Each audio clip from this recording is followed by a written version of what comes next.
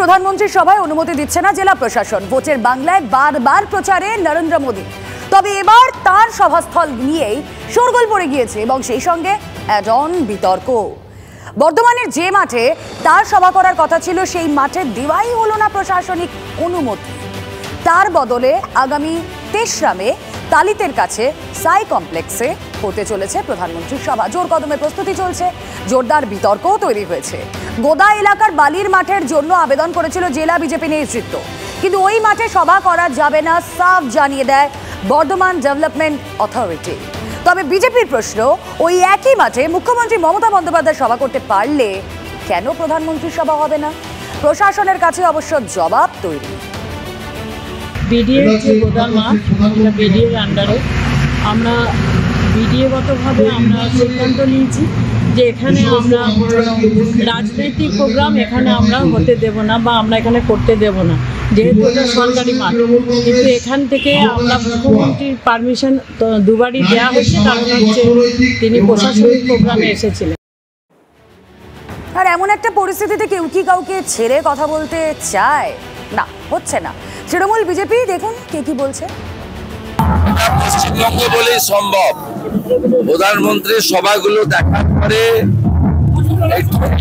মাথা খারাপ হয়ে গেছে। ইলেকশন কমিশনের উচিত অবিলম্বে চিফ সেক্রেটারিকে এবং ওই জেলার ডিএমকে বরখাস্ত করে।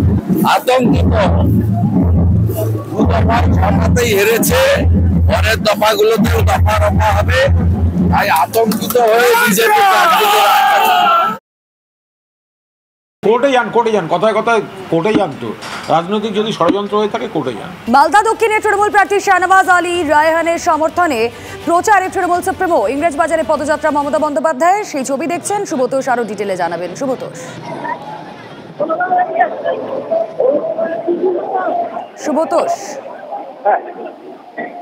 ছবি আমরা দেখছি পদযাত্রার। হ্যাঁ, প্লিজ বলো। মালদা এই মুহূর্তে তোমাকে বলি যে রবীন্দ্র এভিনিউয়ের ওপর দিয়ে যাচ্ছে এবং সেই পদযাত্রা মুখ্যমন্ত্রী মমতা বন্দ্যোপাধ্যায় তো রয়েছেন, কিছুক্ষণ অন্তর অন্তর তিনি দাঁড়াচ্ছেন, কখনো মন্দিরে গিয়ে নিজে গিয়ে একেবারে গ্রহণ করছেন। কিছুক্ষণ আগে তার আগে পাশের এক মা তার অপেক্ষায় ছিলেন, তার কোলের শিশুকে নিজের কোলে তুলে নিলেন। রাস্তায় যেতে যেতে কারোর সাথে হাত মেলাচ্ছেন, কারোর সাথে টুকরো টুকরো কথা বলছেন এবং এইভাবে প্রায় তোমাকে বলি জনসংযোগ করছেন মমতা বন্দ্যোপাধ্যায়, সেই ছবিটা স্পষ্ট। আপাতত ধন্যবাদ। এপ্রিলে 70 বছরের রেকর্ড ভাঙা গরম কলকাতায় 43 ডিগ্রি সেলসিয়াসে আলিপুরের তাপমাত্রা। 1954 সালের পর এপ্রিলে এই এত গরম মহানগরে আজও 44 ডিগ্রির উপরে বাঁকুড়া, আসানসোলের পারদ।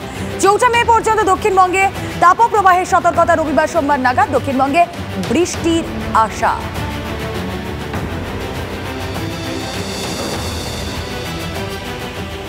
দেখুন একটা ছবি এবার দেখাবো, খানিকটা স্বস্তি চোখে পেতেও পারেন। প্রবল দাবদাহ, তার মধ্যে স্বস্তির বৃষ্টি পূর্ব মেদিনীপুরে ময়না, নন্দকুমার, মহিষাদল সহ একাধিক জায়গায় বিক্ষিপ্ত বৃষ্টি।